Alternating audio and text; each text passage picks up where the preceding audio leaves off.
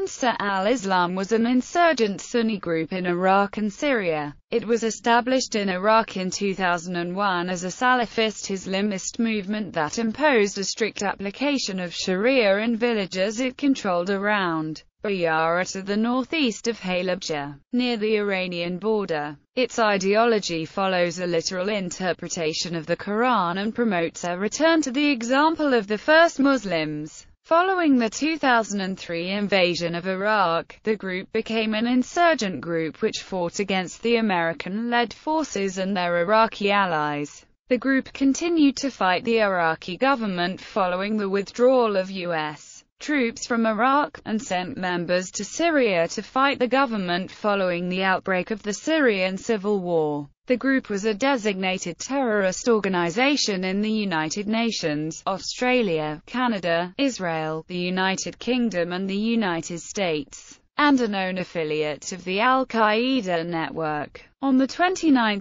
August 2014, a statement on the behalf of 50 leaders of Ansar al-Islam announced that the group was merging with the Islamic State of Iraq in the Levant, thereby officially dissolving the organization. However, some elements within Ansar al-Islam rejected this merger, and continued to function as an independent organization. History. Formation. Ansar al-Islam was formed in September 2001 from a merger of Jund al-Islam, led by Abu Abdullah al-Shafi'i, and a splinter group from the Islamic Movement of Kurdistan led by Mullah Krikar. Krikar became the leader of the merged Ansar al-Islam, which opposed an agreement made between IMK and the dominant Kurdish group in the area, Patriotic Union of Kurdistan. The group later made an allegiance to Al-Qaeda and allegedly received direct funds from the terror network. Ansar al-Islam initially comprised approximately 300 men, many of them veterans of the Soviet-Afghan War, and a proportion being neither Kurd nor Arab.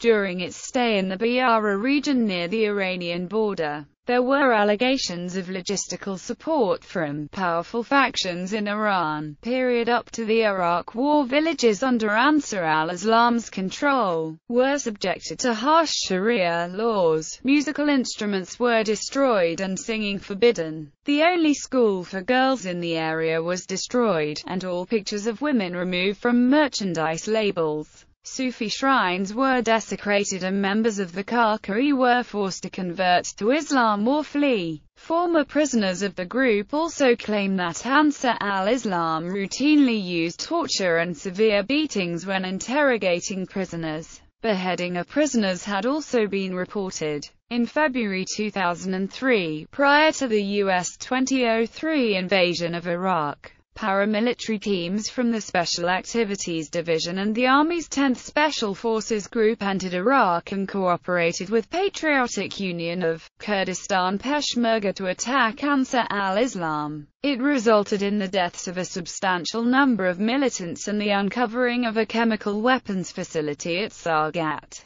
Sargat was the only facility of its type discovered in Iraq. Iraq War. In September 2003, members of Ansar al-Islam who had fled to Iran after the 2003 joint operation by Iraqi and U.S. forces against them announced the creation of a group called Jamaat Ansar al-Sunnah, which was dedicated to expelling U.S. occupation forces from Iraq. Ansar al-Sunnah became a prominent insurgent group active in the so-called Sunni Triangle, carrying out kidnappings, suicide bombings and guerrilla attacks. In December 2007, the Ansar al-Sunnah group formally acknowledged being derived from Ansar al-Islam, and reverted to using that name. Iraqi Insurgency. Ansar al-Islam remained active after the withdrawal of U.S. troops from Iraq of 2011, taking part in the insurgency against Iraq's central government. Attacks against Iraqi security forces have been claimed by the group, particularly around Mosul and Kirkuk. Syrian Civil War. Ansar al-Islam has established a presence in Syria to take part in the Syrian Civil War, initially under the name of Ansar al-Sham, later under its own name. The group has played a role in the Battle of Aleppo and coordinates with other rebels including Jabhat al-Nusra and the Islamic Front. Alleged ties to Saddam Hussein's regime. In a special analysis report dated July 31, 2002, the U.S. Defense Intelligence Agency concluded the following regarding possible connections between Saddam's regime and Ansar al-Islam. The Iraqi regime seeks to influence and manipulate political events in the Kurdish-controlled north and probably has some type of assets in contact with Ansar al-Islam, either through liaison or through penetration by an intelligence asset. In January 2003, the U.S. alleged that Ansar al-Islam provided a possible link between Saddam Hussein and al-Qaeda, and said to prepare to unveil new evidence of it. Ansar's leader Mullah Kriqar in January 2003 denied links of Ansar with Saddam Hussein's government.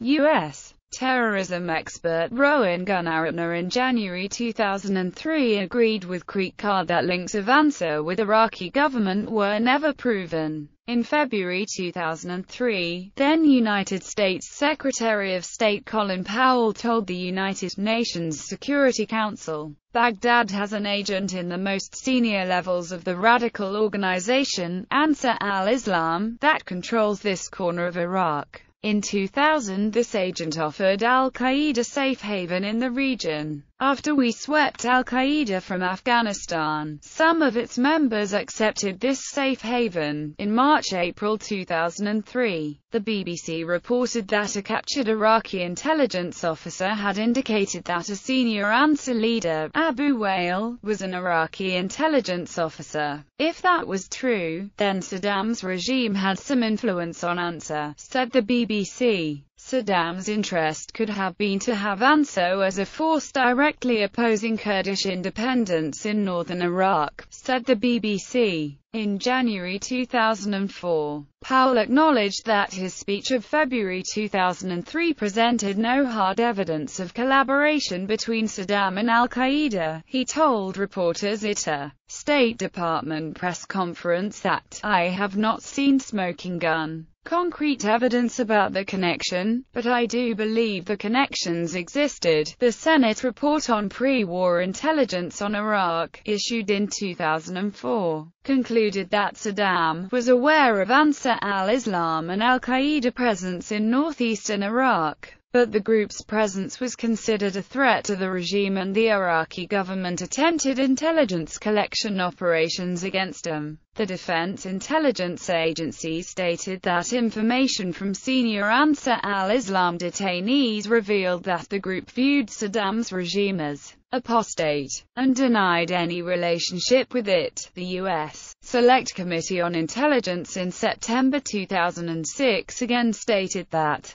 post-war information reveals that Baghdad viewed Ansar al-Islam as a threat to the regime and attempted to collect intelligence on the group. After Powell had left office, he in 2008 acknowledged that he was skeptical of the evidence presented to him for the speech of February 2003. In an interview, he told Barbara Walters then that he considered that speech a blot on his record and that he felt terrible about assertions that he made in the speech that turned out to be false. He said, "There were some people in the intelligence community who knew at that time that some of these sources were not good, and shouldn't be relied upon, and they didn't speak up. That devastated me." When asked specifically about a Saddam, al-Qaeda connection, Powell responded, "I have never seen a connection. I can't think otherwise because I'd never seen evidence to suggest there was one." Links to al-Qaeda. Ansar's first leader, Abu Abdullah al-Shafi'i, was trained by al-Qaeda in Afghanistan. Another early leader of Ansar, Abu Abdul Rahman, killed in October 2001, had to the conviction of the U.S. government, also ties to al-Qaeda. In a report dated July 31, 2002, the U.S. Defense Intelligence Agency concluded,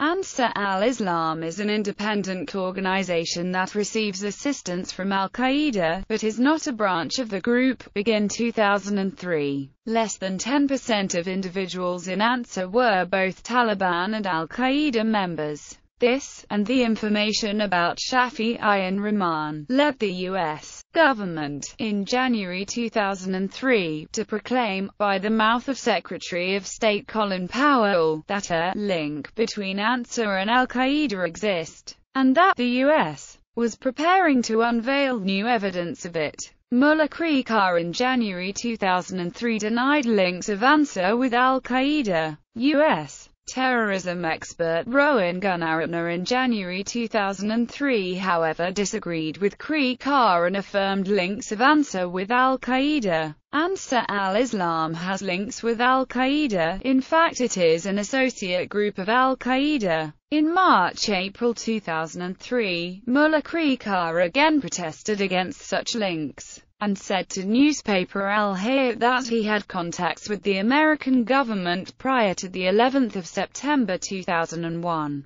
and possessed irrefutable evidence against the Americans, and I am prepared to supply it, if the U.S. tries to implicate me in an affair linked to terrorism. Designation as a terrorist organization. Leadership. Ansar's first leader until shortly after the 11th of September 2001 was Abu Abdullah al-Shafi'i. Mullah Kriqar in 2001 replaced Shafi'i as leader of Ansar. Shafi'i became his deputy. After Mullah Kriqar left for Norway in 2003, Abu Abdullah al-Shafi'i was again the leader of Ansar al-Islam. On May 4, 2010, Abu Abdullah al-Shafi'i was captured by U.S. forces in Baghdad. On December 15, 2011, Ansar al-Islam announced a new emir. Sheikh Abu Hashim al-Ibrahim claimed and alleged attacks. Ansar al-Islam detonated a suicide car bomb on March 22, 2003, killing Australian journalist Paul Moran and several others. The group was also thought to have been responsible for a September 9, 2003 attempted bombing of a United States Department of Defense office in Erbil, which killed 3 people. On February 1, 2004, suicide bombings hit parallel Eid celebrations arranged by the two main Kurdish parties, PUK and Kurdistan Democratic Party of Iraq, in the Kurdish capital of Erbil, killing 109 and wounding more than 200 partygoers. Responsibility for this attack was claimed by the then unknown group Ansar al-Sunnah, and stated to be in support of our brothers in Ansar al-Islam. In November 2008, an archbishop in Mosul received a threat signed by the Ansar al-Islam brigades, warning all Christians to leave Iraq or else be killed.